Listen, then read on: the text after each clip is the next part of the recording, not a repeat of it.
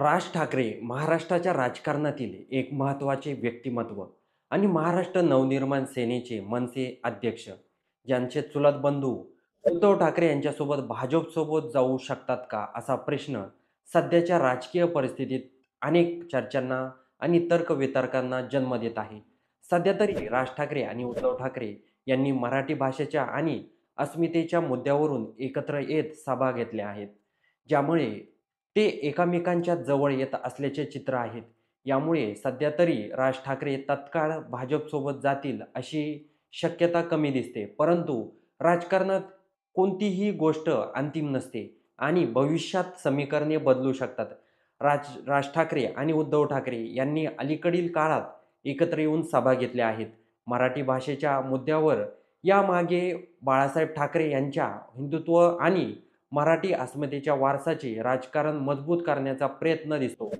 दोन्ही ठाकरे बंधू बाळासाहेबांच्या विचारावर आपला अधिकार सांगतात आणि त्यांच्या एकत्र येण्याने शिवसेना, उद्धव बाळासाहेब ठाकरे गट आणि मनसे या दोन्ही पक्षांना एकत्रितपणे बाळासाहेबांचा वारसा पुढे नेण्यात मदत होऊ शकते.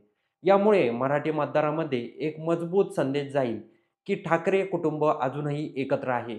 जर राजकीय पक्ष वेगळे असले तरी लोकसभा निवडणुकीत भाजपला अनपेक्षित यश न मिळाल्याने आणि महाराष्ट्रात महाविकास आघाडीने चांगली कामगिरी केल्याने भाजपला आता आगामी विधानसभा आणि स्थानिक स्वराज्य संस्थेच्या निवडणुकीसाठी नवीन रणनीती आखण्याची गरज वाटू शकते. त्याचप्रमाणे मनसेलाही स्वतःची ताकद वाढवण्यासाठी आणि भविष्यातील निवडणुकीमध्ये अधिक प्रभावी भूमिका बजावण्यासाठी नव्या राजकीय समीकरणाची आवश्यकता वाटू शकते. उद्धव ठाकरे यांच्यासोबतच्या एकीकरणामुळे राज ठाकरे आणि यांना स्वतःची राजकीय ताकद आणि प्रभाव वाढवण्याची संधी मिळू शकते. लोकसभा निवडणूक निकाल 2024च्या लोकसभा निवडणुकीत महाराष्ट्रात महाविकास आघाडीनं भाजप, शिंदे, अजित पवार यांच्या महायुतीतील जोरदार धक्का दिला. या निकालाने भाजपला महाराष्ट्रात नवीन राजकीय विचार आणण्यास भाग पाडले.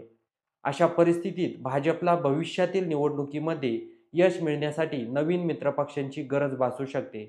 याचवेळी उद्धव ठाकरे आणि राज ठाकरे यांच्या एकत्र येण्यामुळे भाजपसाठी एक नवीन आव्हान उभे राहिले आहे. कारण यामुळे पारंपरिक आणि मराठी हिंदुत्ववादी मतपेढींची एकत्रीकरण होण्याची शक्यता आहे. राज ठाकरे आणि भाजप या दोघांचीही हिंदुत्वाचा अजेंडा आहे. राज ठाकरे यांनी अनेकदा हिंदुत्वाच्या मुद्द्यावर भाजपला समर्थन दिले आहे किंवा त्यांच्यासारखीच भूमिका घेतली आहे. जर उद्धव ठाकरे आणि भाजप यांच्यातील दरी आणखी वाढली तर राज ठाकरे यांना भाजपसोबत राजकीयदृष्ट्या अधिक फायदा दिसला तर ते भाजपसोबत जाण्याचा विचार करू शकतात. राजकारणात कोणताच पक्ष कायमस्वरूपी मित्र किंवा शत्रू नसतो. जर मनसेला भविष्यात एकट्याने राजकारण करणे कठीण वाटले किंवा त्यांना सत्तेत वाटा मिळण्यासाठी भाजपची गरज वाटली तर ते भाजपसोबत हातमिळवणी करू शकतात. उदाहरणार्थ 2024 आणि 19ला त्यांच्या मतदारांमध्ये मनसेला म्हणावे तसे यश मिळाले नाही. अशा परिस्थितीत त्यांना आपल्या अस्तित्वासाठी मोठ्या पक्षासोबत युती करणे फायदेशीर वाटू शकते. मुंबई महानगरपालिका BMC निवडणूक ही महाराष्ट्राच्या राजकारणातील अत्यंत महत्त्वाची निवडणूक मानली जाते. भाजपला BMCमध्ये सत्ता मिळवण्यासाठी पारंपरिक मराठी मतदारांचा पाठिंबा आवश्यक आहे.